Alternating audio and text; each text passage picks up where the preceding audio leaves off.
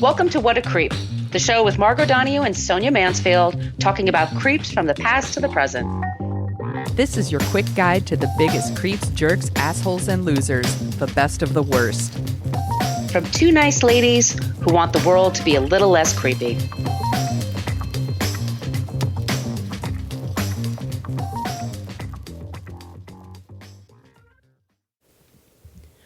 Welcome back to What a Creep. This is Margot Donohue, and my cohort in creepitude, as always, is the amazing Sonia Mansfield. Hey, Sonia. Hello, my friend. Hello, my friend. I hope you're feeling better. Sonia had the 6 last week. I did. I had the vid. She had vid. I lost my special superpowers. Now what did somebody in our comments say? I'm a plague rat, just like everybody else. No, I've recovered. I'm testing negative, and now it's just kind of a little bit of a lingering congestion and cough. So I apologize if I sound a little different, but I'm all good now. Thanks everybody for the speedy recovery vibes. I appreciate it. And thank you for being patient, everyone. We just needed to take the time off. There's no way Sonia could have done it. No, it would have been really icky. Nobody wants that. It would have been a mess. So thank you. Glad that you're back, Sonia. I want to thank the following podcast for having me on to talk about my book, F This Movie, our friends. Yeah! Love it. The Alarmist, Max Fun, Troubled Waters. I actually sing in that episode. Badly. What? Yes, I know. And This Ends at the Prom. That just dropped today. And the Brooklyn Daily Eagle. Yeah. So I've had some press stuff going on. If you just check me out on Brooklyn Fitchick on Instagram and on my Twitter, and I put all the links there. Thank you all for doing that. I can't wait to hear you on all of these. I'm very excited that you were on This Ends in Prom. This Ends at Prom is a great one. It's a really, yeah, that's a really fun one. So anyway, it's Kevin Dillon, Patrick Dempsey. Yeah. It's like Heaven Can Wait. Heaven Help Us. Heaven Help Us. Thank you. Heaven Can Wait's a totally different movie. We should add that to Dorking Out, though, one day. Yeah. Okay. Yes. I want to say, if you are new to this show, by the way, normally we don't have this much of a preamble going on. We're just a little sloppy. That's all right. We are the podcast that talks about creeps from the past to the present. We take turns doing this. So this week I'm going to present the creep, and then Sonia's going to present a non-creep, just to keep us all cheerful at the end so you don't feel hopeless about the world. This is an interesting creep episode because we're doing an old-timey Hollywood murder. It's got a bit of a scandal to it. It'll be super fun to talk about. You can find us at Facebook. We do have a basic Facebook page, but we rarely check it because it's just a place for people to complain about our language. We use salty language in this program. Fuck yeah. We have a private Facebook group. If you want to join, you do have to answer a few questions first, but look for us at What a Creep Podcast group. On Twitter, we are at CreepPod because somebody had What a Creep Podcast for 10 years and never used it. Creep. And we're also on Instagram. Please follow us on social media. Also, we have a basic old-timey email, whatacreeppodcast@gmail.com. Send us your suggestions for creeps and non-creeps. And if you would like to get some stickers, we'd be happy to send them to you in the mail. Sonia, do you want to talk to them about the website real quick? I can't wait to. You could go to whatacreeppodcast.com, and it's everything you ever wanted to know about our show, but we're afraid to ask. It's got links to all of our episodes, and in those episodes are show notes, and in our show notes are sources, because we source every single thing we do, and we pay for those sources because we want to support the people who are doing the work. So go there. We're not making this shit up. People did the work for us. There's also a link to our merch shop. Holidays are coming. Do do do do do do do do do do. Get some creep merch. We have tote bags and shirts. The shirts are super comfy. There's still face masks because if my voice isn't telling you anything, there's still a pandemic, my friends. It's still happening. Buy some masks. Wear your masks. I am going to add the high road can get fucked. I have been working on it, but I have been sick, so my apologies. And there's also a link to our Patreon page. You want to tell them about that, Margot? Yes, Patreon. Look for What a Creep Podcast. That's the money that we use just to keep this podcast going, to pay for the hosting costs, for the websites, also for all the news organizations that we use for our show. Patreon. I want to thank Kim and Joanna for joining us. We have a couple of very affordable options. You can do monthly. You could do a year in advance. You get the first 4 seasons of the show. Sonia, we're going to put 5 seasons up there. What? That's going to be my project next week after Thanksgiving. So we'll have season 5. So the first 5 seasons are up there. You will also get 2 bonus episodes a month, and you will get a newsletter that Sonia puts together, and she does a fantastic job. Thank you. I write a horoscope in it too. She does, and she's pretty accurate.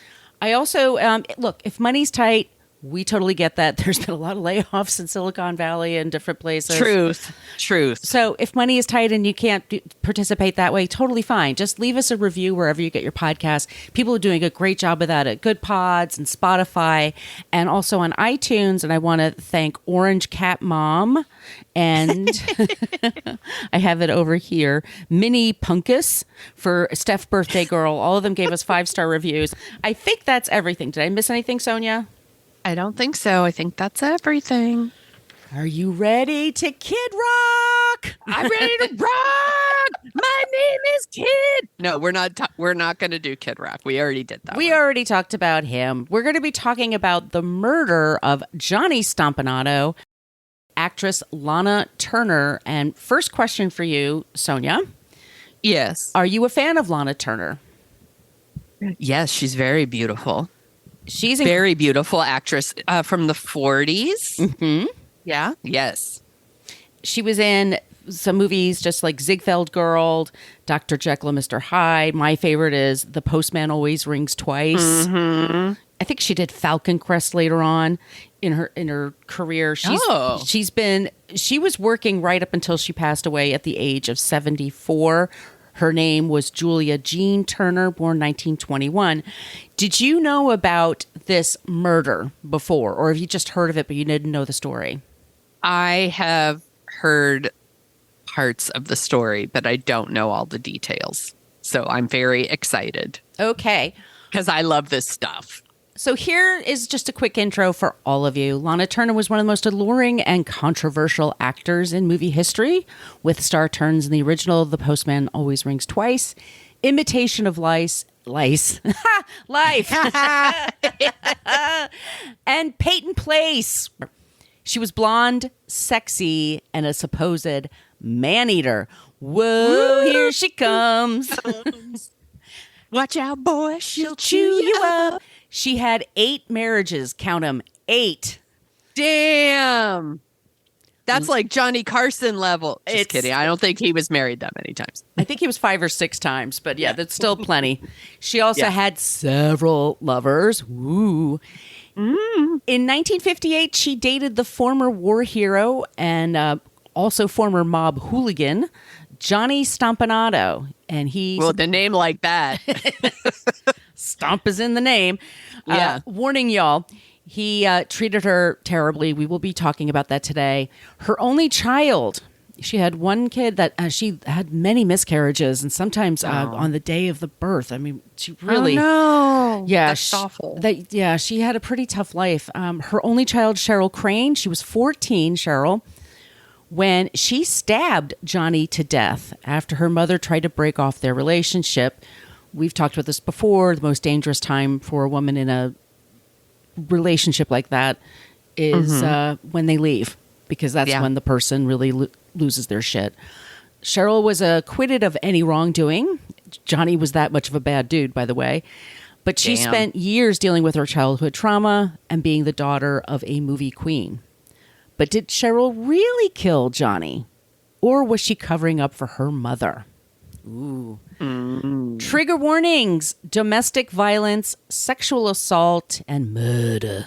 Murder. Here are the links. And like Sonia said on our podcast page, you can click them on yourselves. Vanity Fair, April 1999. The Gangster and the Goddess, Fabulous story. Lana Turner's Wikipedia, biography.com, Johnny Stompanado's wiki, Cheryl Crane's wiki, also People magazine. We love our People magazine. Mm-hmm. All That Is Interesting, History 101, the Los Angeles Times, Daily Beast, E's Mysteries and Scandals, March 9th, 1998, with AJ Benza. Oh, I used to love watching that. Me too. He's such a mook, that guy. And also a site called Cinema Scholars. All right, Sonia. So Lana was born February 8th, 1921. She is from Idaho. Her parents split up when she was young. She and her mom moved to San Francisco for a while, and then her mom moved to LA, Beverly Hills area, Hollywood, when she was about 15. Lana was very popular, very beautiful, and she didn't like the book learning stuff. She was like, I'm in Hollywood, man. I'm going to hang out. I'm not going to school. Not for everybody. It certainly is not. Certainly is not. She was 15 years old when she was discovered, and they always say it's at this place or that place, you know, the Brahms, whatever, the soda place. Right. She was actually at Top Hat Malt Shop in Hollywood, and a man comes up to her, and he happened to be a big wig in Hollywood, and he said, "Hey, would you like to be in motion pictures?" And she looked at him right in the eye and says, "I don't know. I'd have to ask my mother." Because she was 15.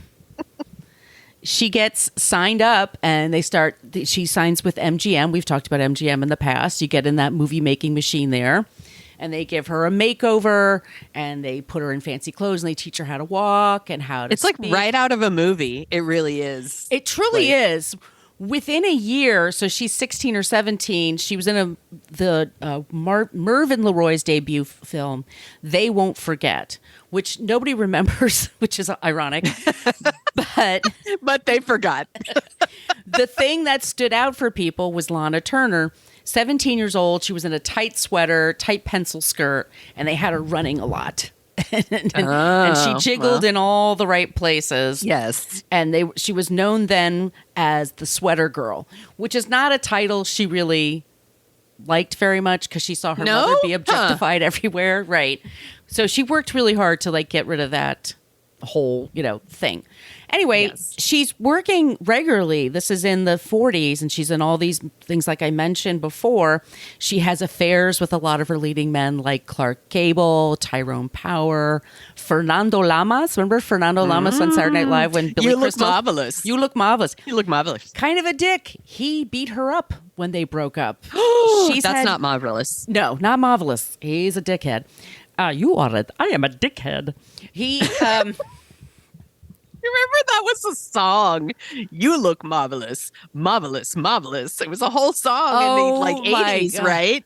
Do you remember either Joe Piscopo and Eddie Murphy were best friends when they did Saturday Night Live, and then Eddie did a record, Party All the Time.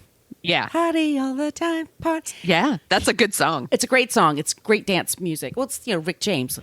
Yeah. One of the songs on there was also about the honeymooners, and it was yes. No. They try to rap it. No. SNL was trying to do a whole music thing in the 80s. It was awesome. It was a lot of videos they used to do back then. They were pretty freaking great. Anyway, back to Lana Turner. Yes. She has this very successful career. She gets married several times. If you look at just pictures of Lana Turner, she is breathtaking. She's gorgeous. I mean, I don't know. They just don't make them like her anymore. Correct. In one of her marriages, she was married to Joseph Stephen Crane, who was an actor, but not nearly as successful as she was. If you thought those were forgettable that she did before, he was even worse shit. But he had a very strong business sense. And at one point when he was previously married, he was engaged and they were married in Hawaii. That's where they honeymooned, Hawaii. And he got really into Polynesian things and tiki huts and shit like that. So he started this whole luau kind of craze. There was a thing in the 50s and 60s that people would go to these restaurants where they had tiki bars and they would just eat basically like Hawaiians or Polynesians ate. Anyway, so he did make money doing that.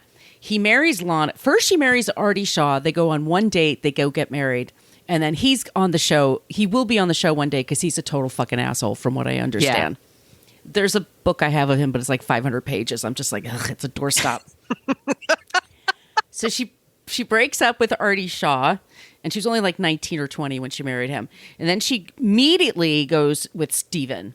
And as soon as they get married, she finds out that his first marriage wasn't exactly he wasn't divorced from his first wife, that actually the paperwork hadn't gone through.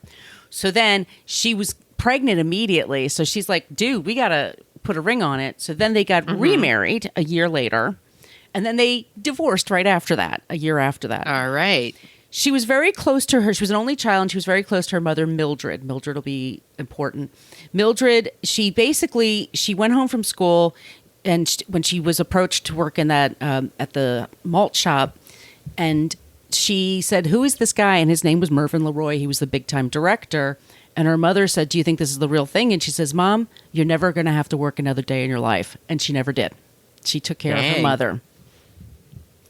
A little codependent, but yeah. But, which mother-daughter relationship isn't to some level. True. So she has a daughter named Cheryl Crane, Cheryl with a C. And Cheryl goes a lot between her father and her mother, back and forth, and has kind of this lonely existence. Her parents, Lana was really into being Lana. Lana had a lot of affairs. She was strictly dickly, like from what I could tell. Like there were no Marlena Dietrichs going on from what I could see. But she was there. She was sexually confident and had big desires and high sex drive. And she would just see a guy in tight pants, like, loading, like a union guy on set or something, be like, "What's his deal? Put him in my trailer." And then she'd go to the trailer, come out like, "Hey man, okay, get it, girl. If that's what you want and you're being safe." And that's exactly it. Yeah. Well, one of her lovers, like I said, was Fernando Lamas, and he beat her when they broke up with each other.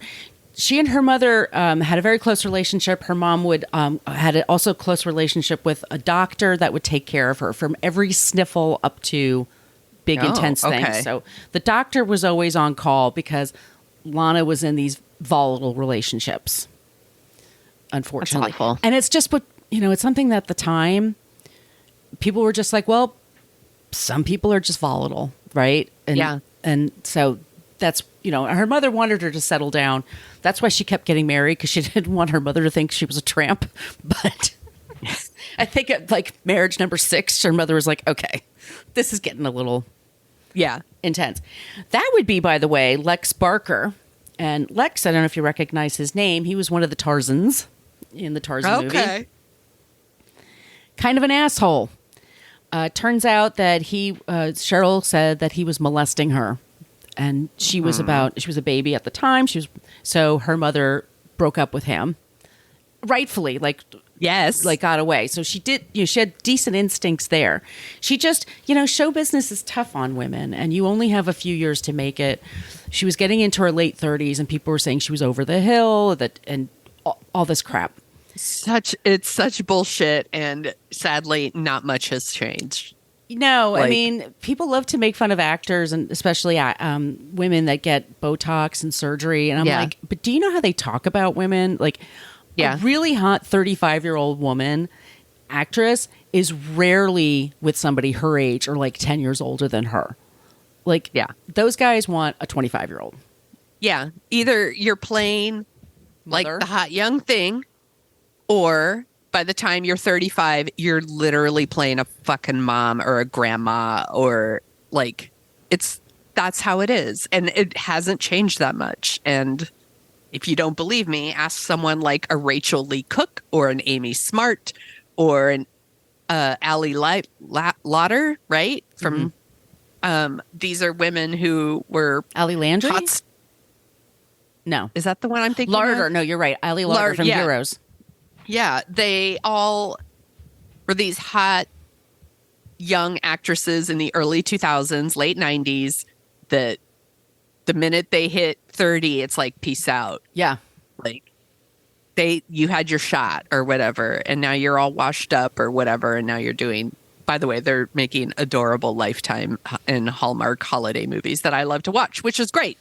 But like, yeah, there's a time stamp on actresses for sure. And it's fucked up. It's super fucked up. And Lana was totally feeling it. So it's 1958. She, by the way, Peyton Place, which is based on this very trashy novel that is a super fun read if you ever get the chance. I recommend highly. And she's great in it. I mean, she's always a good actress, but she's really, and it's possibly Cheryl was upset because it was a little too close to home, you know, like the way the part. But anyway, Cheryl, like I said, she's going back and forth between her parents and also being taken care of quite a bit by her grandmother, Mildred. And that's when we meet Johnny Stompanato. And let me just tell you a little bit about this guy. His nicknames, Johnny Stompanato Jr., he was born October 10th, my mother's birthday, 1925 in Woodstock, Illinois. An Italian who served in World War II in the Marine Corps, decorated veteran. His names were Johnny, Jack, Handsome Harry, Johnny Stomp, Johnny Steele, John Steele, and Oscar. How do you go from Johnny Stomp to Oscar? That's a weird nickname. He serves in the military with honors, like I said. And then while he's overseas, he met his first wife, and her name was Sarah Atush. I think it's Atush or Atush. But her nickname was Marie. Like Tushy McGill. I don't know. It's like she went by Tushy. She was Turkish. They met. He was stationed in China, and they wed right away. And then he actually converted to Islam to marry this person. He was madly in love with her. Wow. He brings her back to Woodstock, Illinois. They have a son, John Stompanato III, and he promptly leaves her to go to Hollywood. And cool. Never sees the kid. Oh, Johnny Stomp. Oh, Oscar. She sues him for divorce because he left her. Yeah. He moves to Hollywood, and he's working for Mickey Cohen, who's a big-time mob guy in L.A. When he's being his bodyguard. When he's not being his bodyguard and he has some downtime, he goes to the clubs and he seduces men and women, puts something in their drink, has sex with them, takes pictures of it, and then blackmails them. Super cool and normal. Yeah. Yeah. Great guy. What a fucking creep. Yeah. He married an actress named Helen Gilbert in 1949, but they divorced in a few weeks, and she said it was a big mistake. He worked at a gift shop that was not really a gift. Like I don't know if I ever told you this story, but there was like a candy store in Glen Cove, and the kids were not allowed to go to the candy store. And we just were like Tony Soprano types were sitting in there. Oh, yes. And Mom says, don't go in there. And we were like, so of course we went in there. And we would say, like, do you have any wacky packs? Like, I got your wacky pack right here. Go. I didn't realize until Donnie Brasco. I saw Donnie Brasco. I'm like, oh, it's a front. Oh, okay. So Johnny gets this job at a ceramics shop, and it made the worst tchotchkes and ceramics you'll ever see in your life. And it's the Myrtlewood gift shop in Westwood. He's also part of this crime family. He does this for a while. He also is sleeping with lots of women like Janet Leigh and Ava Gardner, and he's super hot. He's very handsome, and apparently he's a stud. Like he knew how to do things. All right. Frank Sinatra. He knows how to do the things. He knew what buttons to push, let's just say. Gotcha. Sinatra got upset when he was, sleeping with Ava Gardner because that was Sinatra's chick. So Sinatra... Hey, that's my thing. Exactly. I'd beaten women. I'd date them all. Okay. So Sinatra goes to Mickey Cohen and says, please, please keep Johnny away from Ava. And Mickey Cohen told him, I never get between men and their broads. So... Anyway, he starts dating a few women, and then one day he gets on the radar of Lana Turner. He sees her on a set and he's like, is she single now? And they're like, oh yeah. And if she likes you, it's pretty, she's got to like you. But if she likes you, it could be, an open and shut deal. He pursues her aggressively. First, he tells her that he's 5 years older than he actually is because she's a little bit older than him. And he thought that would make her insecure or whatever. Because she seemed to like older dudes, like in a relationship. Because he didn't want just a wham bam. He wanted to I would be in a relationship with you. I don't know why I did that accent, but I'm looking to get married so that we could get divorced within a week. I'm looking for my fourth wife. Is it you? He pursued her aggressively. He called her nonstop. He'd send flowers to her wherever she was. He would send gifts for Cheryl. He was really, really into Lana Turner. And so she finally was like, fuck it. We'll go on a date. And they hit it off. All right. And by hitting it off, I mean, sometimes he hit her and sometimes they had big fights. But she loved him, or she thought. Yeah. She also claims that one time he drugged her and took nude pictures of her and kept it as evidence in case she ever left him. Not a great guy. No, not a good guy. He's the creep, by the way, in case you're wondering. He's the creep. He's the creep. She was filming in September of 1957 in London with Sean Connery, who might be an episode one day, or just like a mini-ep. And the movie's called Another Place, Another Time. I've never seen it. Johnny shows up in London with flowers, and he's like, hey, you're not returning my calls, Lana. And Lana runs to her trailer, and she's like, I don't know. I don't know what he's doing here. He shouldn't be out of the country. Whatever. So he goes up to Johnny Stompanato had a gun on him, and he goes up to Sean Connery and it's like, tell me where Lana is. And Sean Connery grabs the gun away from him and punches him out and knocks him out flat. I like that. Yeah. Scotland Yard shows up and they deport him back to LA. And Sean Connery is, I did that for you because I'm very brave. And Lana's like, wow, you are so brave. Did you know that he's friends with Mickey Cohen? And he's like, fuck. So he took off for a couple of weeks. He changed his name to Roger Moore. And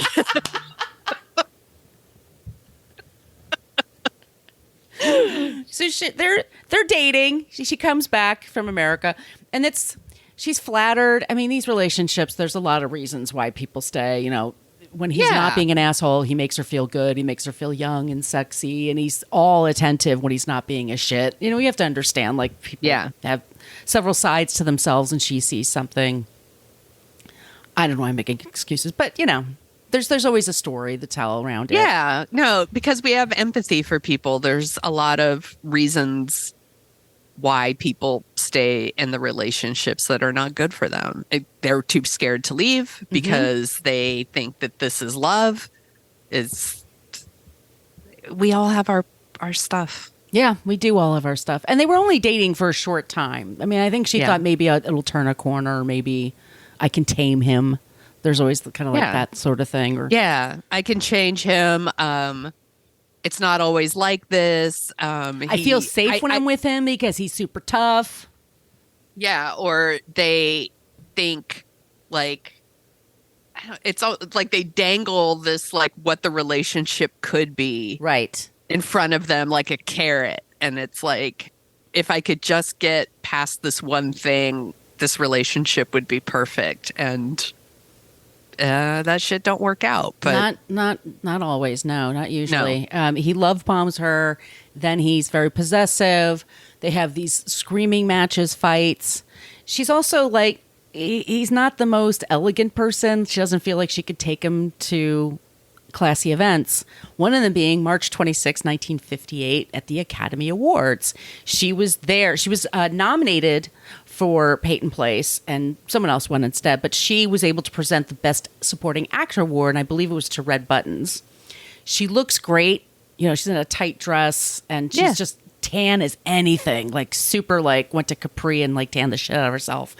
And she goes up there, 37, 38 years old, and she looks amazing. And he's watching this on TV. She did not bring him as her date. She comes home, and they have a huge fight about it. And he beats her. And then she kicks him out. Good for her. Yeah. So a week later, it's Good Friday. Not a Good Friday for him, by the way. April 5th. And she was at the time living at 730 North Bedford Drive in Beverly Hills. You could look this up yourself, but the people tore it down and put something else up there instead. But anyway. Okay. She and Stompanato are having a fight, and Cheryl is staying with her that night. And they're screaming and they're yelling at her. He's calling her the C word. He's threatening to cut her face because Oh my gosh. that's her beauty and that's what she's known for. I'm going to make sure that nobody's going to have you if I can't have you. You're making a fool of me. How dare you go to this thing without? And she's like, get out, get the fuck out. We're done. And she's screaming at him. And then Cheryl can hear all this because it's reverberating through the house. Yeah. So Cheryl runs to the kitchen and grabs a knife. And then that's a knife. And she goes, She brought a knife to a gunfight. she did. She goes into the bedroom and she's screaming. First, the door is locked. So she's like banging against the door, like, please let me in, please let me in. And they would quiet down a little bit and then they get angry again. So she's like banging, banging, banging. Lana lets her in and she just comes running in. And according to them, he's lunging at Cheryl and she just puts the knife out and then he somehow fell on it. But he gets stabbed in the stomach. And then Cheryl pulls the knife out and he falls on the floor and he says something along the lines of, you killed me. And so Lana is screaming. Cheryl is screaming. What the fuck do we do? So Cheryl calls her mother, Mildred, and Mildred's like, I'll be right there. So Mildred comes over and then she's like, okay. And Lana tried to give him mouth-to-mouth resuscitation. She's slapping his face. She's doing everything she can. And Mildred calls their doctor, their private doctor, to come over. He comes over and he's like, oops, looks dead to me, but okay. Yeah. Gave him a shot of adrenaline, did everything. While they're all doing this, and then he says, you got to call the cops now. So Cheryl, in the meantime, dropped the knife in the bathroom sink. And then somebody decided to wash the knife for some reason.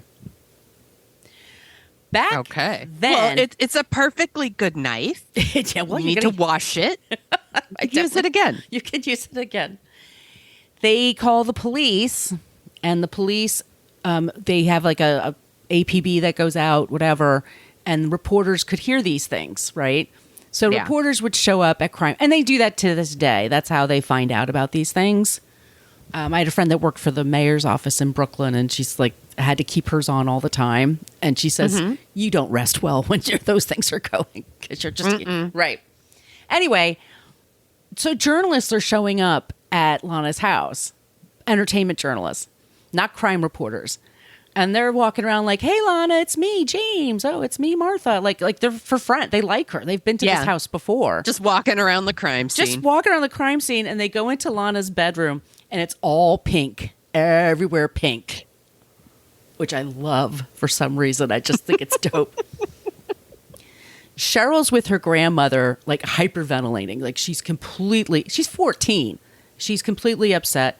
Lana's freaking the fuck out because she's like, he's dead. What's going to happen? And then she says to her doctor, should I take the blame for this so that Cheryl doesn't get in trouble? Because she's really worried about what's going to happen. Yeah. And he says, no, just tell the truth. Because this is completely justified. This guy's an asshole. Everybody knows he's a creep. Yeah, and he's kicking her ass. Yes. Yeah. It's justified. It is justified. So the cops are like, okay, we have to take Cheryl to juvenile hall. We have to like book her. And it's a Friday night that this happens. So Cheryl has to stay there till Monday. So she says, I know. And Lana goes to the police station to give her statement. And then, holy shit, people all over the world know about it pretty soon. And immediately people are like, did Lana really do this or was this her daughter? Because people just don't know, right? Yeah. So there's an Inquisition. The Inquisition. What a show. The Inquisition.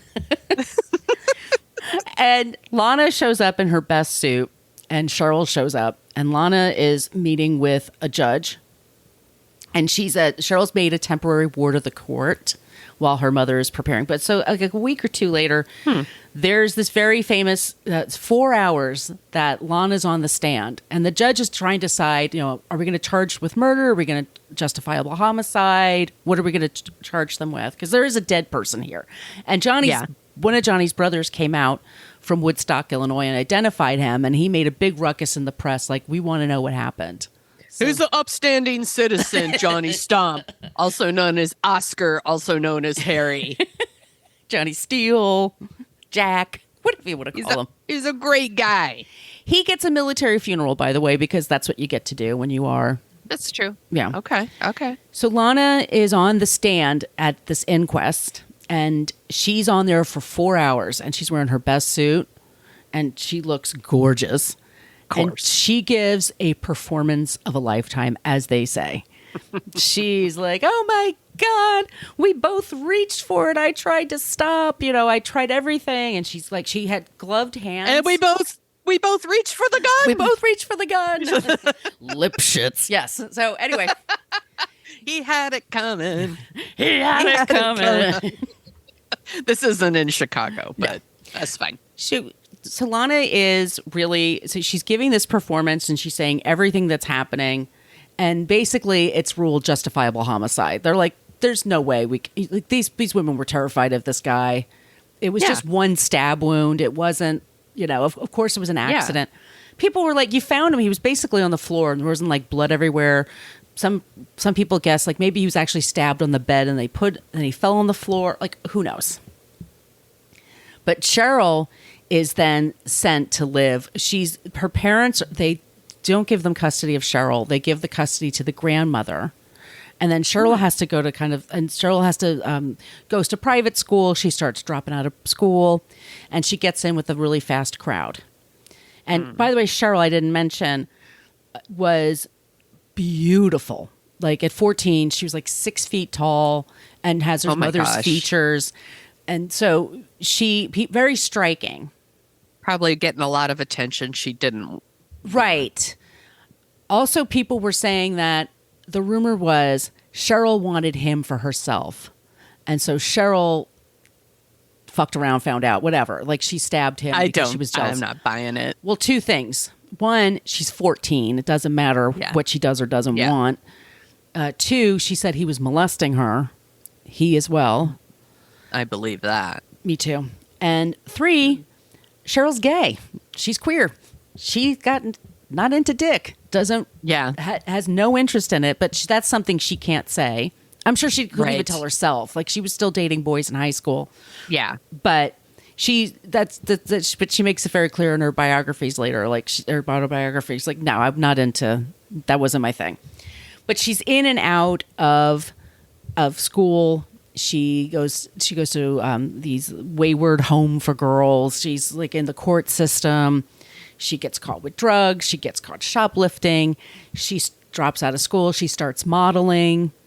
And her life is a lot of drinking, a lot of drugs, a lot of hanging out with a rough crowd. Because by this time, it's the 60s and she's in Hollywood. Okay. And Lana and her father try to the best to like steer her right, but she's just going through a thing. Like she's got to kind of get through it. Well, that's kind of going to fuck with your head. Well, yeah. Lana after this does Imitation of Life, which is one of her biggest parts she ever had, and her career's fine. Like she does Life magazine. She always has to talk about it, and for the rest of her life, there were these rumors that she was covering for her. She was the one who really killed him, and her daughter took the blame. Not true. Not according to Lana, and not according to Cheryl. Cheryl later on would write her autobiography and talk about. It's called Detour: A Hollywood Story. And after she went through all the crap she went through in high school, she started working for her dad at the Luau restaurant. And turns out she had a head for business and a bod for sin. But she loved it. She loved working in front of the house. She loved doing the business side of things. She loved working on advertising. She loved doing the word of mouth. She liked interacting with the customers. She was like a perfect employee because she could do all the jobs. And she goes to Cornell University to study business management, graduates, and then works for her father, and then works for him until he passes away, and that business closes. And the luau thing just kind of lost interest in the 60s. And then when she met her girlfriend, and her girlfriend's, it's Joyce Leroy, but everybody calls her Josh. They meet. Another nickname. They meet up in the 80s, and they got married in 2014, and they're still together.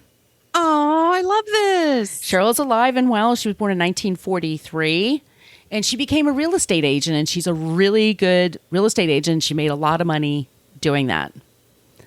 And dang, when Lana died, she had left $1.5 million. She should have had more money, but they didn't pay him well, But she worked until she died. I mean, that woman was working. She left $1.5 million to her maid that she had for 30 years, and she left $50,000 for Cheryl. And Cheryl was like, that seems a little out of balance.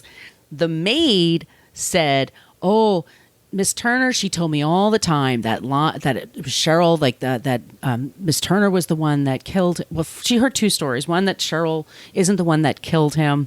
It was Lana. And then she was like, "Oh no, Cheryl says she and her mother had a close relationship, but in the end, she found it harder and harder to get in touch with her mother, and it was the maid that was the person that was in the way." So the maid inherits $1.5 million, and then the maid wants to write her own book about Lana Turner, terrified of her daughter because she stabbed a guy to death. But she did it in self-defense, and she did it for you. Yeah. I did this for you. I do this for you, Damien. Like, she did it for her. It wasn't for any other reason. But anyway, it all got sorted out. Johnny Stompanato's family tried to sue Lana for $1 million. They were like, "How about 20 grand?" And they're like, "Okay, fine." And they gave it to Johnny they just Jr. wanted money. They just wanted. Yeah, and I guess there's a certain amount of like justice. I mean, he was their son, he was their brother. I mean, he was imperfect to them, but anyway, so his son got some of that money. But in the end, she died. It was very peaceful. She lived to be 74. And like I said, Cheryl's still with us, and they still talk about this. And it's the Curtis, the movie with, I'm sorry, I'm blanking on the name. Hollywood. What is it? L.A. Confidential. Sorry. Oh yeah. So the story has been used in many stories about L.A. People have fictionalized many different accounts. So in L.A. Confidential, Johnny Stompanato is a main character that's in there, and I haven't seen the movie in a long time, but there's a great scene where it's Johnny and Lana having dinner, and then Guy Pearce is playing the detective. And he goes, "Oh, here you are with this like cheap Lana Turner lookalike," and Lana Turner like throws a drink at him because it was really Lana Turner. It's a great movie. I haven't seen it in a long time. It's a really good movie. Yeah. So anyway, that's our story today. That's our creep, Johnny Stompanato, and it's the murder of Johnny Stompanato on What a Creep Today. Good job, Margot. Thank you. That is a really good one. Should we take a break and then we'll do our Not a Creep? Yes. Okay.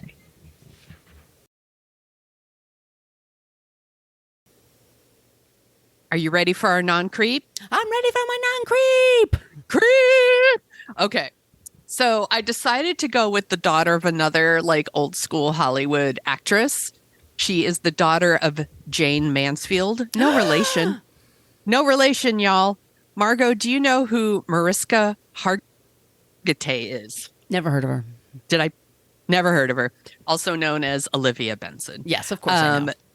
Yes, I'm sure everyone knows who she is. She is in Law and Order Special Victims Unit, which has been on for 25 years. Something like that. It's been on since 99, and it is still on. So, and I tried to spell this all out phonetically, y'all. We all know how bad I am at names. So, Mariska Melodona Hargitay was born January 23rd, 1964 in Santa Monica. She's the daughter of actress and 1950s era sex symbol Jane Mansfield. Again, no relation. Her father was a former Mr. Universe, Mickey Hargitay. Yep. Arnold Schwarzenegger played him in the movie. Oh. Lonnie Anderson played her. Yeah, played Jane, and he was there. Yeah. I didn't know any of that. So Mansfield and Mr. Universe were divorced shortly after Mariska was born. Mansfield married another director named Matt Clymer. He directed the movie Bus Stop, in case you're wondering. Oh, yeah. And then by the summer of 1966, Mansfield and Clymer had filed for divorce, and she had a new boyfriend. His name was Sam Brody. So on June 29th, 1967, Mansfield and Sam Brody were in a car driving with Mariska in the back. And it was a very bad car accident that like ripped the top off of the car, and it killed Jane Mansfield and her boyfriend and the driver. But Mariska was in the back seat and was sleeping, 3.5 years old. But she does have like a little scar on the side of her head, like a little zigzag scar. And it was her and her brothers in the back seat, but they all were like minor injuries. So they were raised by their father and his third wife. Hargitay grew up. She decided to be an actress. She made her film debut in the 1985 movie Ghoulies, which I have seen. And she's the best thing in it. like she's a star. Like she shows up and you're like, who's that? Like she's a star. And honestly, it's a very ridiculous movie, but it is fun to watch because she, as Olivia Benson, which is what we all know her as, it's a very serious, heavy role. And to see her in something ridiculous like Ghoulies is actually really fun. So, like I said, she did a ton of movies and like TV roles, like guest starring roles, but she's really known for Law and Order Special Victims Unit. She's won an Emmy, a Golden Globe for that. So in 2013, she got a Hollywood Walk of Fame star next to her mother. Aww. Which I love. Yeah. But here's why I picked her for non-creep. So because she plays Olivia Benson on the show, she gets a ton of mail from women who've experienced trauma. And women who watch the show feel a connection to her. And so they write and they share their stories with her. And she has become a certified rape counselor so that she can address these letters properly with people. Wow. Isn't that amazing? That like is she amazing. didn't have to do that, but she did that. She wants them to know that they're not alone and she wants to help them. So she became a certified rape counselor. And then she founded a foundation called Joyful Heart Foundation. She started that in 2004, and it provides support to survivors of sexual assault, domestic violence, and child abuse. And it sends women and children on like these therapeutic programs in New York and Los Angeles and Hawaii, which I was like, and it has like yoga and meditation and massage and journaling, and also swimming with dolphins. You could swim with dolphins. That. Yeah. And she said that she started that foundation because so many people that are victims of sexual assault and domestic violence and child abuse, they feel isolated and they feel this overwhelming shame. And she's like, that doesn't belong to them. It belongs to the people who did this and not you. And she wants them to help. She wants them to find some joy and some peace. And so that's hence the yoga, the meditation, even the swimming with dolphins. It's about like finding some joy. This foundation has also worked to send like rape kits to like places that can't afford them, like pay to help process them, I should say. So like Los Angeles is one of the places. Where's the other one? Michigan, paying to process those rape kits, and also offering like kits for women who are in shelters, you know, but they put together with again in Los Angeles mainly. And she also produced a documentary called I Am Evidence, and it's about like thousands of untested rape kits. Yeah. You know, it's a thing. Like, she is definitely not a creep. I just love her. She's great. She's great. And I'm glad you picked her. And yeah. I thought a little side note too. I know everyone loves like her and Elliot? Chris Maloney. Yeah, Chris Maloney. She's the godmother of like one of his children. Aww. And he, by all accounts, seems to be not a creep and like is sharing like a lot of really good content on his social media channels, like standing up to bullies and stuff like that. But I'm focused on her at this time. So that's our non. Oh, that's awesome. Great job, Sonia. Thank you. That's our episode this week. Once again, we love it when you use the Annie Potts GIF. We got one from Ghostbusters when you're reaching out to us on social media, when you have ideas for creeps and also especially non-creeps. Sometimes that's the toughest part of the show is coming up with a good non-creep. Also, please reach out to us via email, whatacreeppodcast@gmail.com. That's another place you can reach us. The Patreon page, all those places you can support us. We really appreciate it. And, if you like the sound of our voices, we do co-host a show called Dorking Out. And Sonia, what are we going to be dorking out about next? We have a special guest on the show. We do. Her name is Jennifer Wood, and she wrote a book called A Curious Movie Buff, I believe is what it's called. She's from Mental Floss, and she's joining us. We're going to talk about Hereditary, a nice little fun holiday lark called Hereditary. That movie's going to fuck you up. It's a good movie, though. It's a good movie. And I'm really looking forward to this conversation because there's a lot to talk about. And it's one of Sonia's favorite movies of the year that it came out. And Toni Collette is the star. And Sonia was very upset that she wasn't nominated for an Oscar. Yeah. And actually, I'll be wearing my Nominate Toni Collette, You Cowards shirt for that recording.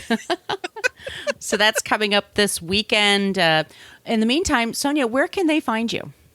You can find me at thesoniashow.com and The Sonia Show on Twitter and Instagram and Facebook and the TikTok. Where can people find you, Margot? You can find me at Brooklyn Fit Chick for Twitter and Instagram. My site is brooklynfitchick.com. I'm at Margot Donahue on TikTok, and my book is called Filmed in Brooklyn. It's available everywhere. It makes for a great holiday gift. Yes, get it. So get it, get on it, and, be good. Take care of yourselves. Wear your masks. Rest when you need to rest. Don't be a creep. Be a creep.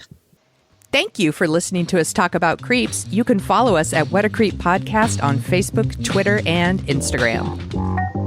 But don't follow us too closely. You can email us your creepy stories at whatacreeppodcast@gmail.com. But please keep your dick pics to yourself.